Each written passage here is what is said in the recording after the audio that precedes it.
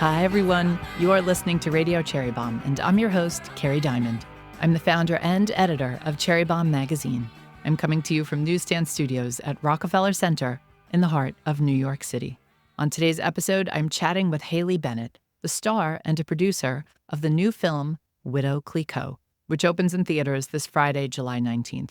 Veuve Clicquot is the amazing and true story of Barbe-Nicole Clicquot Ponsardin, a.k.a. Madame Clicquot of the Veuve Clicquot Champagne Empire. Welcome to the vineyards of Versy, the most beautiful in all of Champagne. My darling, I think we might have found the secret to perfect happiness. I am hopelessly, unequivocally yours. Francois willed the vines to me because he knew I would never sell. I will be continuing to care for them myself. Wine is a very difficult vocation, my dear. You underestimate what it will require of you. I know what it requires. I've been in the fields for years. You have one chance. One. These fields do not need replanting or starting over again. I disagree. They need to struggle to survive. The movie is based on the New York Times-bestselling biography by Tilar Mazzeo. I know lots of you read her book and are excited to see the story on the big screen. And if you didn't read it, add it to your summer reading list. In the second half of the show, we're checking in with another woman of wine, Victoria James, the author of Wine Girl, a very moving memoir that I recommend you all read. This is a re-air of my interview with Victoria from 2022. Stay tuned for Haley Bennett and Victoria James. If you love all things wine, Cherry Bombe has a special event coming up this October 26th and 27th called Jubilee Wine Country. It's taking place at the beautiful Solage Resort in Calistoga, California. Jubilee Wine Country will feature 2 days of talks, panel discussions, a picnic lunch, a baker's breakfast, our big wine, women, and song event on Saturday night, and lots more. Our keynote speaker is none other than Chef Dominique Crenn, and we'll have amazing folks there all weekend long. For tickets and more information, visit cherrybombe.com. Now, let's check in with today's guest. The Tsar himself said he will drink none other. We must seize the moment. This is most definitely the future. Haley, welcome to Radio Cherry Bombe. Hi, Radio Cherry Bombe. So excited to chat with you. Let's jump right in because you are very busy. The film premieres tonight. Tell us what drew you to the role of Madame Clicquot. Madame Clicquot is multifaceted, spirited, audacious, and brave woman who created an empire against kind of all odds. And she is an icon. She's known as the Grande Dame of Champagne in France and in Europe, but I'm really excited about unbottling this woman and bringing her story to life for the screen for the first time. How did you prepare for the role? Barbe is a woman who lived in a time when women were incredibly prohibited, and Barbe was widowed at 27, and her husband died very suddenly and left her with a young daughter. I was given Tilar Mazzeo's book, and it is a New York Times bestseller. I was given the book by a young sommelier, and she said, you have to play this part. And I expected a story about luxury and, bubbles and something that was much deeper than what I found, which was a woman who was designing her own life. And that was something that I could really relate with. It's what I'm trying to do. I'm in my 30s and I feel like I'm only now just starting to scratch the surface of what I want to achieve and my potential, both professionally and personally. And I feel like Veuve Clicquot has inspired me to move forward with that. Clicquot is the kind of woman I hope to be, and I want to support other women and girls to do the same. And so I produced this film, and it's important for me to shine a light on ambitious, successful women who dream big and that want to achieve their goals while still staying true to themselves. When I read the book for the first time, it was like, the pages just lit up, and she was a beacon of light for me. And I want to carry that torch forward, and I want to pass it on to my daughter. And it's one of the reasons I wanted to tell this story, because I want to be a light. Haley, I was so excited to learn you're a producer on the film. What did it mean to star and to produce? To produce a film just means that you have a lot more control over all of the different aspects of the filmmaking, from the costumes to the production design to the locations to the set design. You're weighing in on all of those decision makings, or you're making those decisions on your own. And it's a more in-depth kind of collaboration. A lot of the films that I've done recently, like Swallow, I produced, I really prefer to work that way. I do consider myself to be a very collaborative person, and I'm happy to jump on different projects like Borderlands or Press Your Luck or, Till. But what really makes me happy is producing films. I have a project upcoming that I can't really talk a lot about, but that I'm very excited about, that is even more in depth than what I've, tried to do with Clicquot. Do you remember who the young Sam is who gave you the book? Yeah, her name is Jackie. She's a dear friend of mine. I met her, funny enough, coincidentally on a farm that really inspired our filmmaking. It's a working vineyard. The reason I met Jackie is she was working on that farm and we stayed in touch. And over the years, we became friends and we are connected by this farm and our friend Sousa. We all go there and spend time there. And it's kind of this very just raw and authentic. And Sousa's farm and vineyard is very much fused into the essence of our film, Veuve Clicquot. Did you get to visit the actual Veuve Clicquot winery? Yes, yeah. I went to the winery. I visited her home that she actually lived in Champagne. I went to the Clicquot estate. I passed through the actual caves, the Clicquot caves, and I saw the riddling racks. I touched the journals that Barbe-Nicole kept, and she was completely fierce, and she was the heart and soul of this operation. From the viticulture, she's a inventor. She was very involved in the marketing. She created the tangerine. Oh, the famous color. Famous color. She took it off of a notebook that she had, and during the war, she smuggled wine across borders, and she was very audacious and very brave to do what she did. I can't wait to see you bring all of this to life on the screen. I could talk to you for the next hour. I hope I didn't give too much away. You did not. You did not. Don't worry. And congratulations. From what I've seen, the film looks absolutely beautiful, and I can't wait to see it tonight. Thank you. Thank you so much to Haley. We'll be right back with Victoria James in just a minute. Our Paris issue is out right now. If you are headed to the City of Light this summer or dreaming about a trip to Paris, our new issue is your perfect guide. Learn about the amazing women taking over the Paris food scene and discover all of their restaurants, bakeries, cafes, and more. We've got stories with some of your favorite Francophiles, folks like Ruth Reichel, Dory Greenspan, and Mashama Bailey. You can pick up a copy at your favorite bookstore or magazine shop or culinary store, places like Smoke Signals in San Francisco, Scout in Marion, Iowa, Now Serving in Los Angeles, and Books Are Magic in Brooklyn. Next up is a re-air of an interview I did with one of the most interesting women in wine today, Victoria James. Victoria is the author of Wine Girl, the moving memoir of how she became the youngest sommelier in the U.S.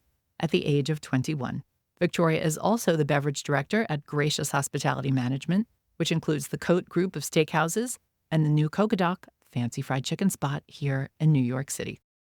Victoria James, welcome to Radio Cherry Bomb. Thank you so much for having me. It is so nice to see you, even though we're not in the same room together. You're down in Miami.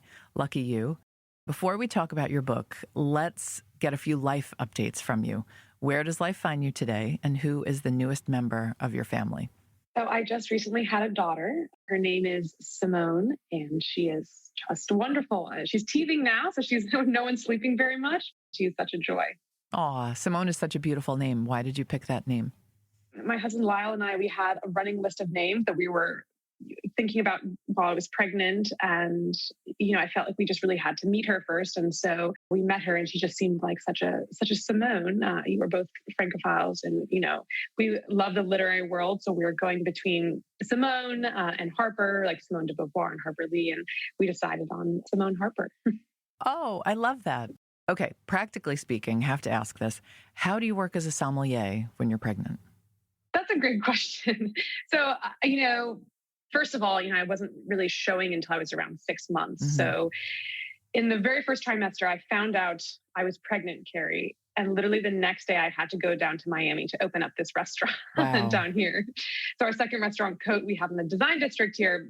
And we were throwing a crazy New Year's Eve party with Nas, and there's lots of champagne and everything. And I was like, how am I going to do this? Let me tell you, I opened up this restaurant. I was down in Miami for the whole first trimester for 3 months. It was definitely a learning curve. We had been trying to get pregnant for a while, and it wasn't as easy as we thought. And so when it happened, it was such a joy, but I didn't really think about practically, I guess, how it would work. I taste up to 100 wines a day for my job. 100 a day? 100 a day. I probably should have asked first for you to explain what a somm actually does day to day, because I'm sure a lot of us just have sort of a glamorous image in our minds of trying the best wines in the world, traveling to vineyards, but there's a lot of hard work and a lot more that goes into it. Well, I mean, you're not too far off. There are definitely those fun elements as well, but you're in a restaurant on the floor serving wine to 300 people a night, and it's definitely a good workout. And, you get to taste all these great wines, but you're not drinking them because you're working. So you spit everything. So while I was a sommelier, I would smell everything. And sometimes if I needed to, I would sip it and spit it. But trace amounts do get absorbed. So I was very careful there. But the biggest thing was smell. I don't know why. Some women have different experiences. But for me, when I was pregnant, I was like a superhero. I was the best sommelier ever. I could smell if a wine was corked from across the room. It was crazy. That's incredible. Did it heighten all your senses? It heightened all the senses, both good and bad. No, but it was really amazing. Once during the second trimester, I told one of our sommeliers to pour me a flight of wines, what we would call in the industry an impossible flight. So wines that I would not be able to guess because they were somehow atypical. And I guessed every single one right. It was just incredible. So I don't know. I think being pregnant made me a better sommelier. That is amazing. Okay, tell us about Cote. Well, there are multiple restaurants now. What is the restaurant group all about, and what is your role there? Yes, so Cote is a Korean steakhouse that's really the brainchild of Simon Kim, who's the proprietor. And of course, we have not just Simon, we have a whole team of partners who are really great. So we have Chef David Shim, who's the chef partner, Tom Brown, who's the director of operations, and we have Chef SK, myself. We also have Amy, who does our operations too. So we have a lot of great partners all involved, but essentially the idea is that it's melding the traditional Korean barbecue where you cook on the table and it's super fun and it's, fire and booze and such, and the classic American New York City steakhouse, and combining those two. And we were super lucky. After we opened, we got a Michelin star, we got all this press, and it really allowed us to do cool things. And my role is, everything liquid. So I oversee everyone who's on team beverage, sommeliers, bartenders, barbacks, and also the unit beverage managers, but also, of course, all the wine lists and bar programs and such. So it's really a dream job. Is it common for a somm to be a partner in a restaurant group? I don't think so. There are a few for sure, but I was very fortunate that I worked with Simon at his first restaurant, Peora, in the West Village. And we just really worked so well together. And he's so gracious and so kind. And when he was opening up this next restaurant, he wanted to give me a piece of the pie. And, he's so funny. He gives so much, but he says he gives because he's also greedy. And what he means by that is that if he gave parts of his business away to different people, he knew that we would treat it like our own, of course, because it is our own and we have that ownership. And so myself and the other partners really, really pour all of our heart and soul into the restaurant. And so it was actually a really smart move of his to give us significant pieces of the pie in order for his business to thrive. So walk me through the different aspects of Cote. There's Cote in New York. There's Cote Miami. You've got a cocktail bar. Is that in both locations? It's called Undercoat. It's in New York. There are no basements in Florida, unfortunately, but I don't know. But maybe we'll have, like a top coat one day or top coat. Undercoat. I love it. I don't know. We'll see. But we're working on a third location now to be determined as to where officially.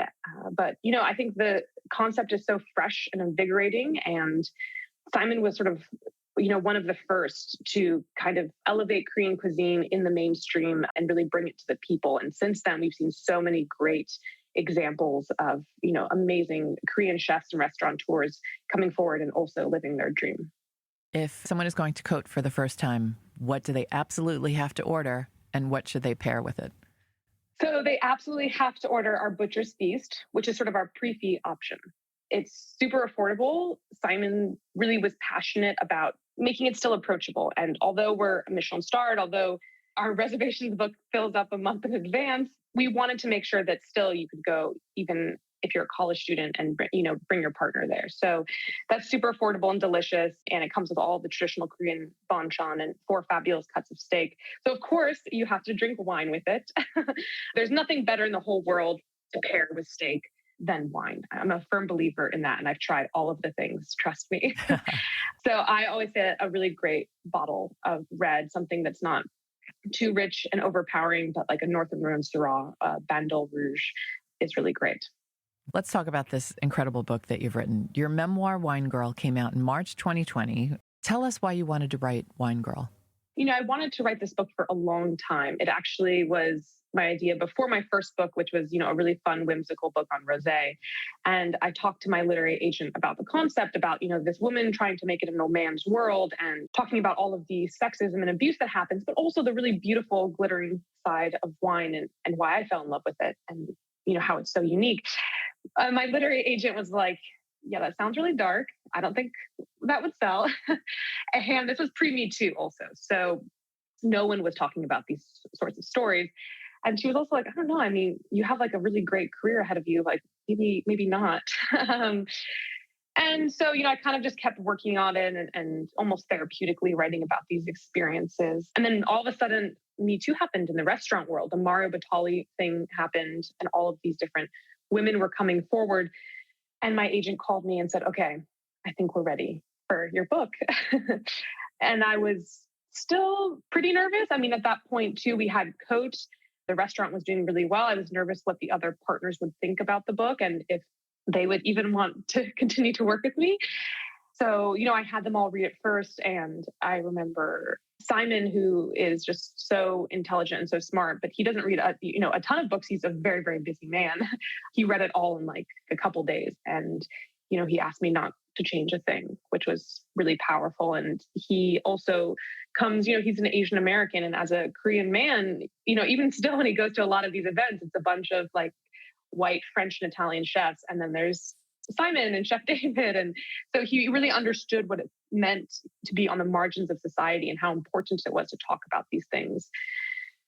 So I, finished the book, sold it. It was actually a really crazy story. I sold it to one of our regulars at the restaurant, Daniel Halpern, who is legendary. He was Anthony Bourdain's editor. And when we were putting together the finalized manuscript to send it out to publishers, I asked my agent, let's just send it to Daniel Halpern. We're not best friends, but he comes into the restaurant and we occasionally email about wine. Maybe he'd be interested. And she said, okay, like, don't get your hopes up.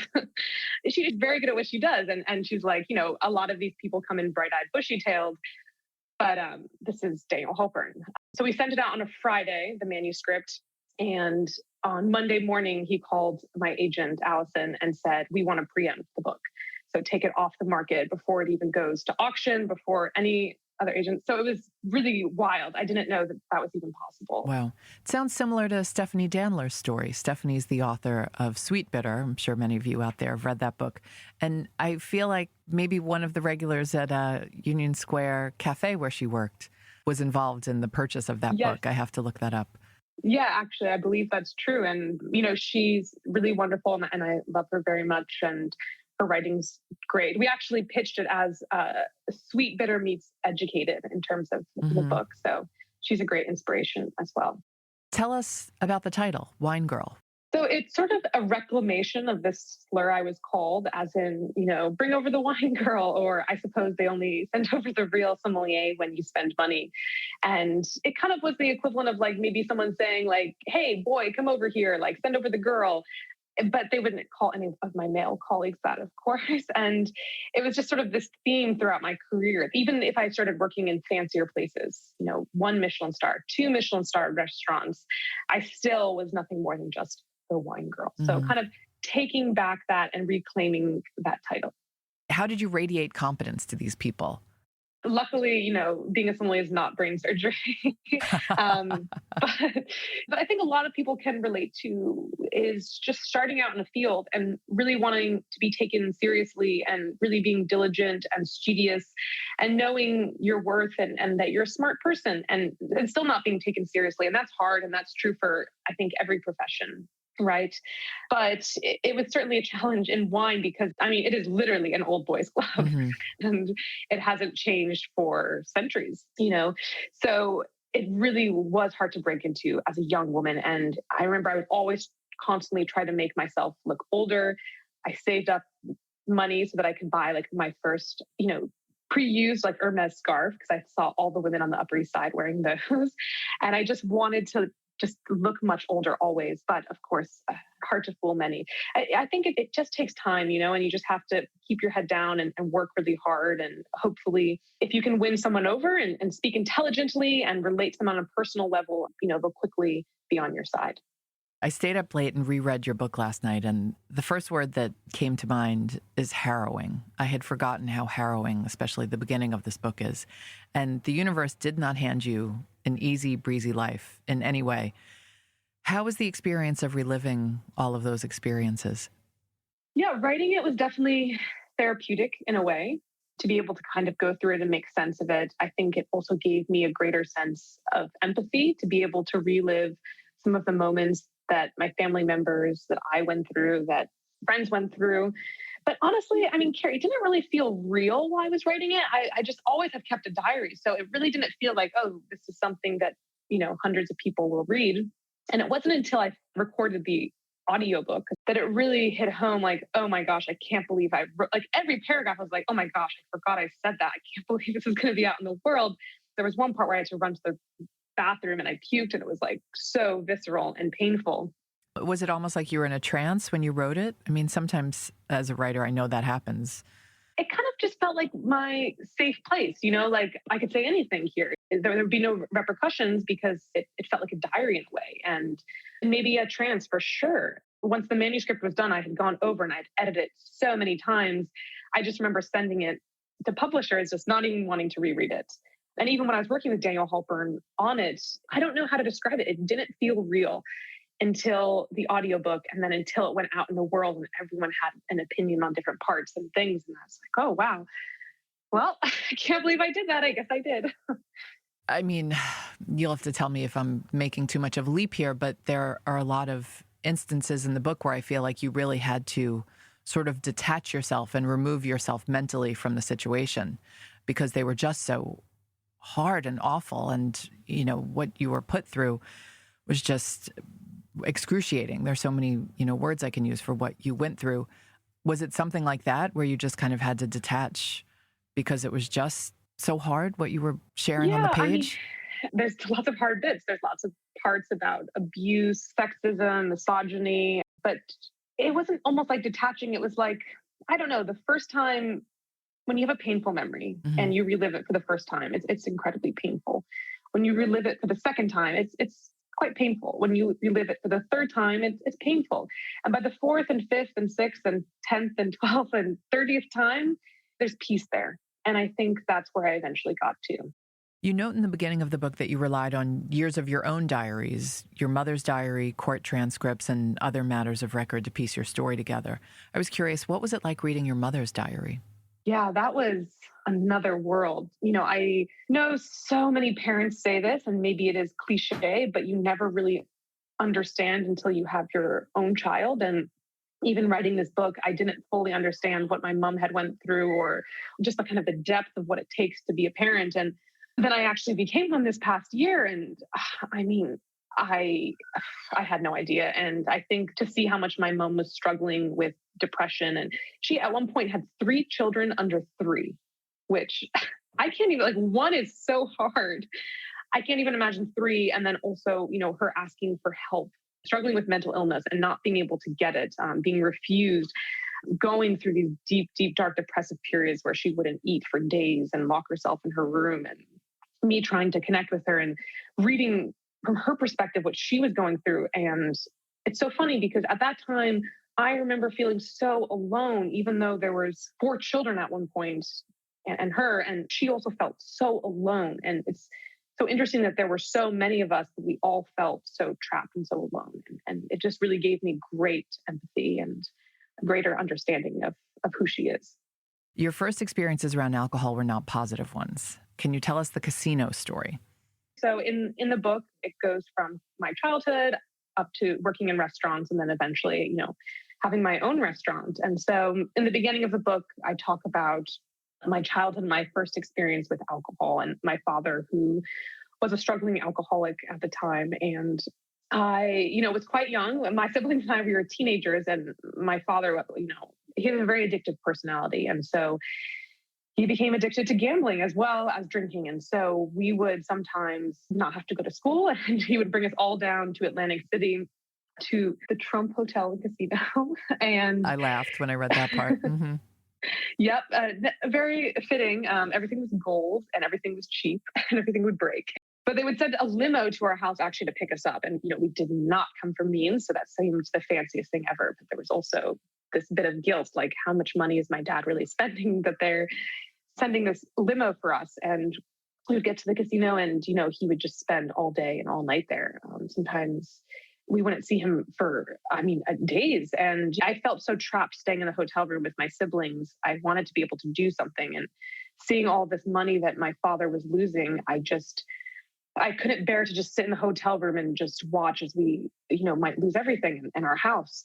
And so I had my brother watch my little sister Lara, and I went down to the casino. It's a very strange thing for a young girl to go, a teenage girl.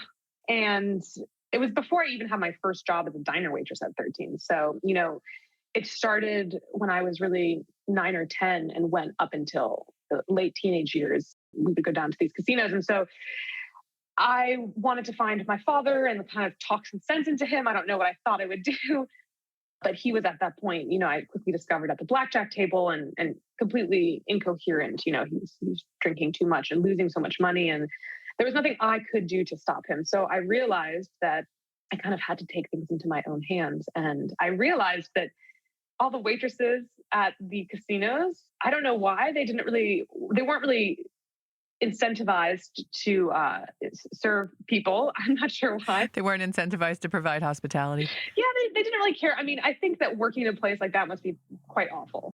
So someone thought I worked there. There was this guy who asked me to get him another drink, maybe because I looked so out of place. And I was a very obedient child. And I said, of course. And so I went to the bar, this lady, and asked her for another cocktail for this guy, bring it to him. And then he gave me a chip. And I was like, oh my gosh, I just made money. He just gave me a casino chip, which was a lot of money. A chip for $100. Yeah. When you're that age, you've won the lottery. And so then there was this guy next to him and he was like, oh, I need a refill too. And so I was essentially just running drinks. And the ladies all thought it was hilarious. They thought it was very cute. And they would actually, I didn't write about that too. They actually would also give me chips too. Maybe they felt bad for me. It's a very darkly comic part of the book. Yeah. Even just in retrospect, because it seemed so realistic at the time, and it's almost like not a big deal. But now looking back and having my own daughter, thinking about like a 10, 11, 12-year-old girl doing this in a casino just blows my mind. So I was running drinks and, it kind of was my first ever job. I was the drink girl. I would run people their cocktails in casinos. Okay, so clearly you did not grow up around fine wine. We've more or less established that. Yet at the age of 21, you somehow managed to become the youngest sommelier in America. I'd love to know, how did you fall in love with wine? And how did you become so knowledgeable so fast? Yeah, it was through restaurants that I fell in love with wine. I started after being a drink girl at casinos. I got my first job in restaurants at a Greasy Spoon diner under the railroad tracks in New Jersey at 13. And just really, I was driven mostly monetary to begin. I wanted money. We didn't have any at home. And I wanted sneakers without holes in the bottom. I wanted the cool jeans that all the girls in my class did.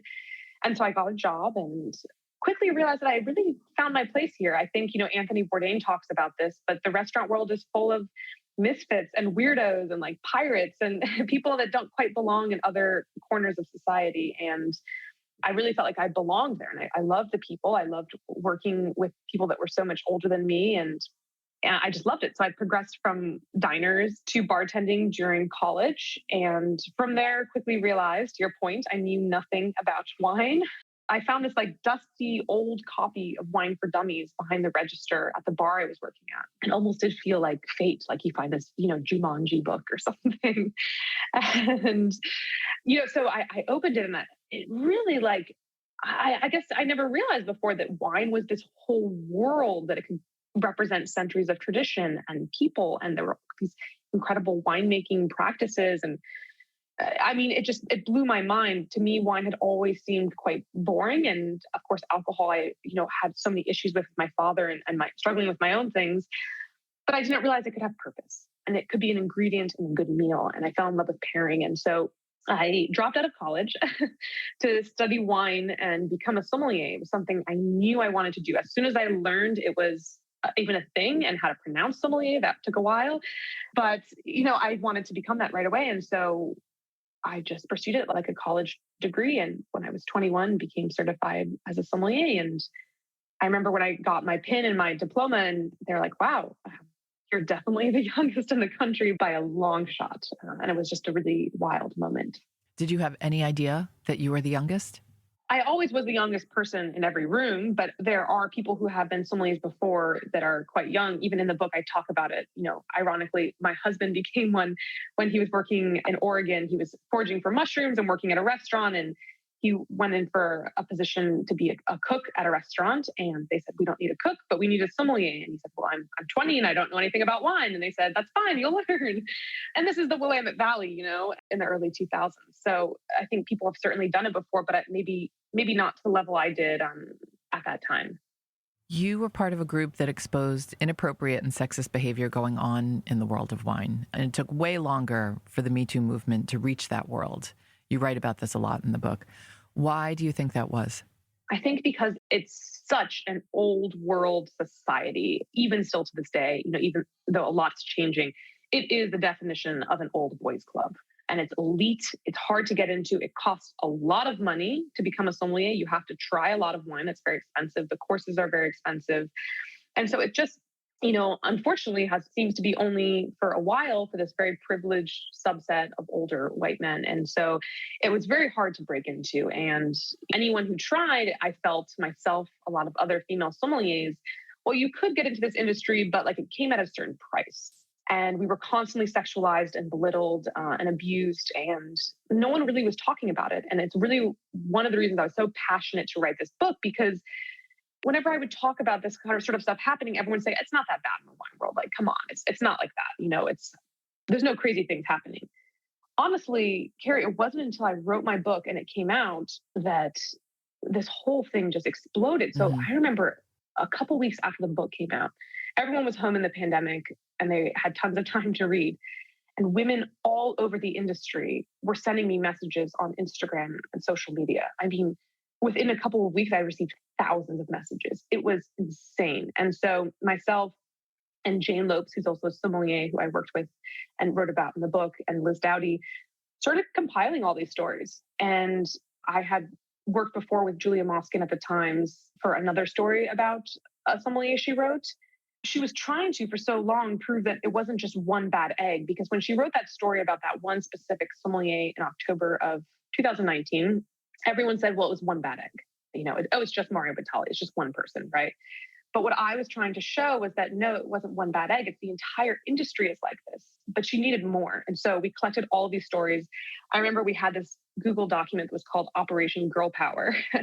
And we were collecting everyone's stories. And then we're not journalists. We're not amazing award-winning New York Times journalists like Julia. So we passed this along to her and we said, hey, do you think you can do something with this? And she was like, yeah, definitely. And so she's really wonderful and she was very thorough. And she spoke with all of these women, even though there were hundreds. Unfortunately, only a few dozen wanted to come forward publicly, but a couple dozen was more than enough to show that there was this incredible pattern of abuse and more than just one bad egg. And so that happened in November of 2020. This groundbreaking article came out in the New York Times front page of the food section, and many articles Julia wrote after that subsequently, and it changed our industry forever.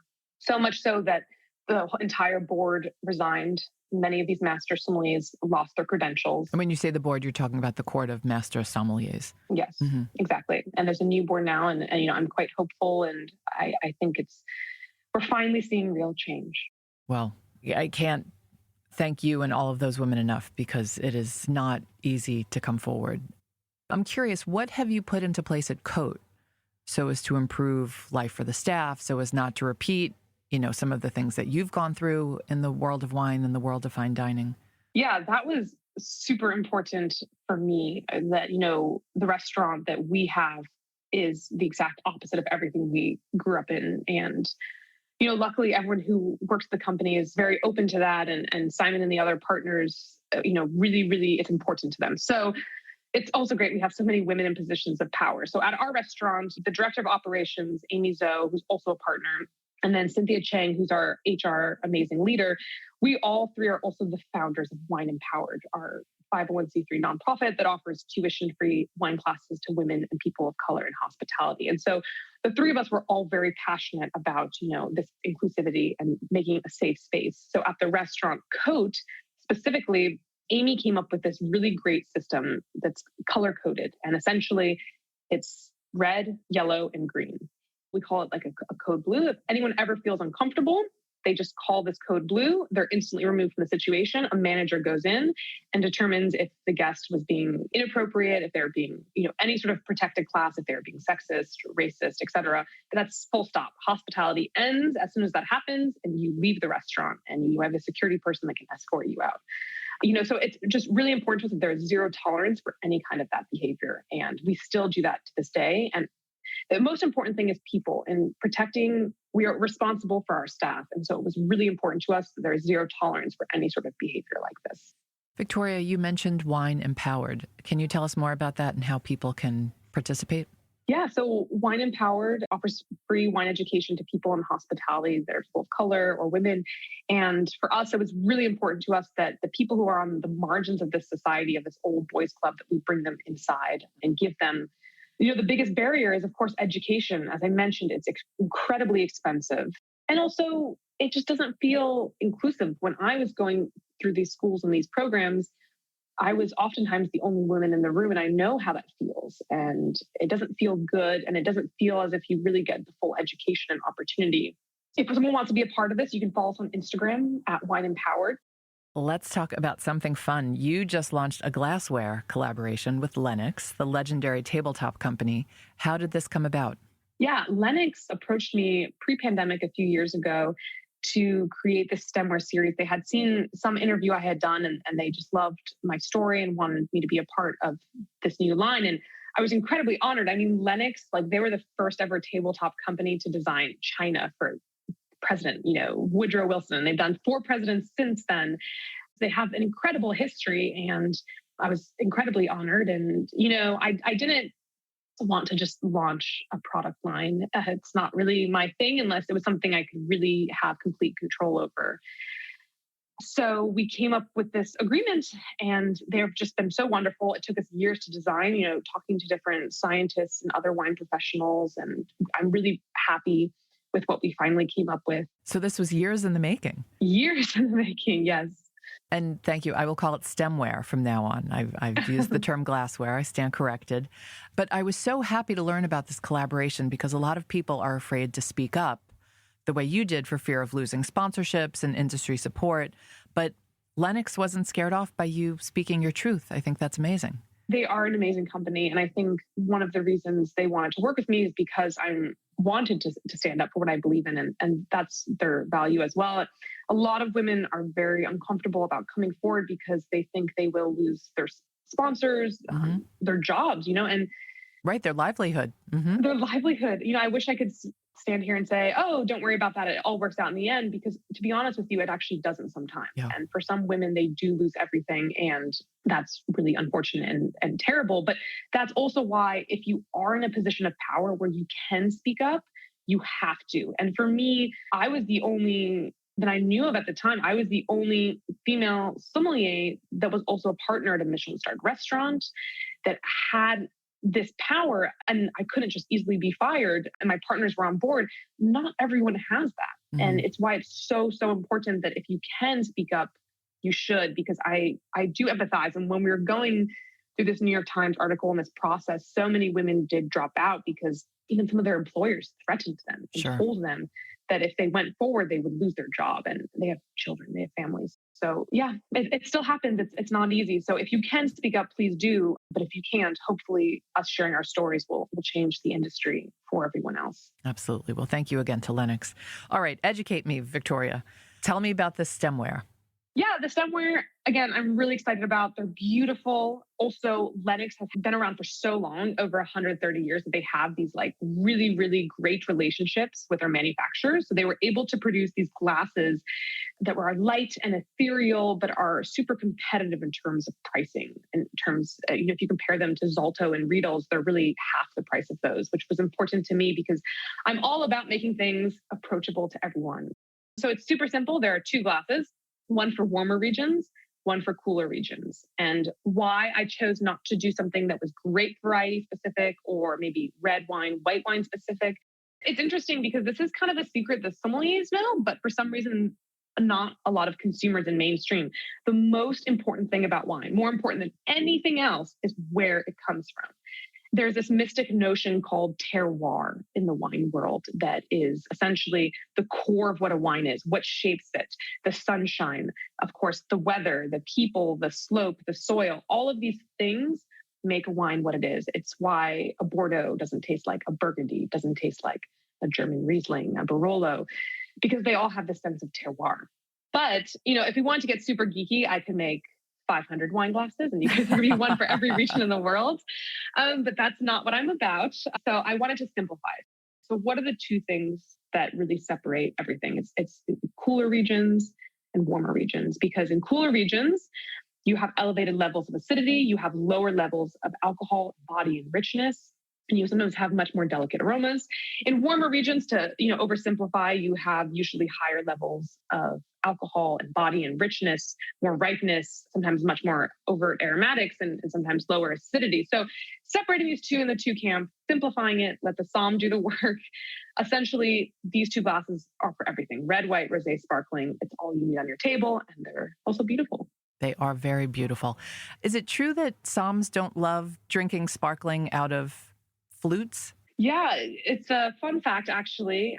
Flutes are great because they do preserve the bubbles. There's less surface area, less exposure to oxygen. So those bubbles really last for longer. So if you want your wine extra bubbly for a longer period of time, then maybe flutes are your go-to option. However, for me, listen, champagne's expensive. And so if you buy a bottle, you really want to appreciate it. And the only way to do that is to be able to really smell it. 90% of taste is actually smell. I don't know if you've tried to put your nose into a flute and swirl, but it is impossible. You'll get some everywhere up your nose maybe. And so the best thing is always a wine glass with an actual bowl in it. If you go to the Champagne region, they'll actually serve it in this as well. I prefer the wine glass, but there's a time and place for everything. So I'm a big rosé drinker during the warmer months. Yes. Which glass do I drink my rosé out of? So, Kerry, I'm a huge rosé fan. My first book was on rosé, and I just absolutely love it. It's the best thing ever. Also, fun fact, if you go to a restaurant and you don't want to spend a lot of money, but still get a high quality wine, you can get rosé. Oh, good tip. They're always going to be much more affordable. Sometimes there's crazy exceptions. But anyway, what glass to drink your rosé out of? So the cool thing about my stemware is that there's cool region and warm region. So if you're drinking a rosé from like the Loire Valley in France, that's going to be a cooler region. If you're drinking a Napa Valley rosé, that's going to be warmer, and you want it in that glass. It's funny, actually, the first book I did on rosé, I did a test. So I blindfolded a group of sommeliers, master sommeliers, wine buyers at Jean-Georges and Daniel, and I had them try and tell the difference between red, white, and rosé. And none of them could tell the difference. Really? Which is crazy. So color only matters to a certain extent. It really is the structure of a wine, the acid, alcohol, body, sweetness, and tannin that matters the most. And that is what is developed by climate. So that's a fun test. Yeah, you have everything. And some people are also like, well, I don't know if the wine I'm drinking is from a warm region or a cool region. Like, I don't really know. What does this count as? We'll just share your phone number so they can text you. You share my phone number, they can text me. But also, just try it in both glasses. We did that the other night here at Cote Miami. And we poured in Albariño from Spain because one of the sommeliers were like, well, this kind of could be cool region. This kind of could be warm region. And we tried it, and it was infinitely more delicious in the cool region glass. I mean, infinitely. It was even like we asked a random person who didn't even work on our wine team, which wine glass would you want to drink out of? And they're like, this one for sure. Because it just makes the wine smell so much better. That is so interesting. Okay, and I'm asking this question for a friend. Is it ever acceptable to put an ice cube in your rosé? So I actually did this the other day. On Sunday, we went to the beach here, and the rosé they served was like super, super hot. So I put an ice cube in it. The best thing is just to stir it around, take it out. Yes, it does change the wine. It, of course, waters it down, but sometimes it is a necessary evil. Okay, you wouldn't stop talking to someone just because they did that. No. Okay, Victoria, let's do the speed round. We always ask treasured cookbook, but I thought for you it could also be a treasured beverage book. Well, I have one that's both, actually, and it is really treasured. I think it's out of print. It's not mine, it's my husband's, but I try to steal it as much as possible. It's called 10 Vineyard Lunches by Richard Olney. And I am a huge Olney fan. I absolutely adore him. He was friends with all the culinary elite. He dated James Baldwin. You know, he had for lunch MFK Fisher and Julia Child and James Beard and Elizabeth David over for lunch all the time. So I love that one. And then he also did another book called Lulu's Provençal Table, which is about Lulu Peyroud from Domaine Tempier, and I think also out of print. But honestly, it reminds me about why I got into wine. And I share some of these stories in the book. My book is not all like dark and depressing. There's some fun scenes as well. And it's really why I love wine. It's the sense of place and its people. And it's this magic ingredient that can bring people together. Song that makes you smile. A song that makes me smile. I will have to say, well, Lyle and I, for our wedding song, we had Sam Cooke's Wonderful World. So that always makes me smile when it comes on. Last pantry purchase. I'm addicted to salt, full-blown addiction. And so I always have to have like a little Malden salt in my bag. And we just got to the apartment here in Miami. It's the corporate company apartments, and there was no salt. So we ran out and we had to buy some Malden. Okay, favorite kitchen tool. My favorite food is eggs. I think it's the most perfect food. And so I have this amazing tool that my husband got for me that cracks the egg in the egg cobbler perfectly. So you can remove the top and have the perfect soft-boiled egg. Favorite food smell. There's nothing better than fresh citrus. When you're peeling an orange and that fresh citrus smell, it's transporting. What are you streaming right now?